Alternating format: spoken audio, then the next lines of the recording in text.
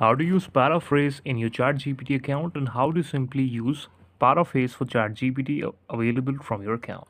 Here you can search for ChatGPT paraphrase tool here, that is paraphrase tool available, that is powered by the ChatGPT.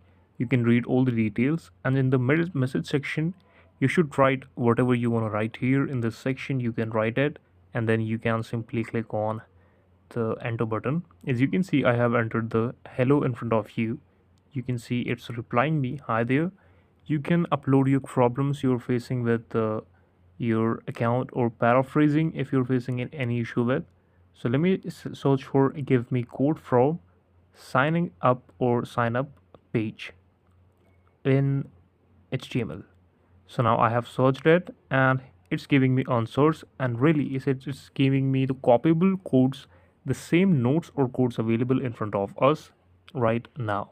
So yes, that is quite interesting. You can simply copy this code and paste it on your HTML or any other software you want, and you can create a web page right from the menu. This is the video. Thank you so much for watching this video, and please subscribe to our channel for watching such updates, videos and short reviews like this.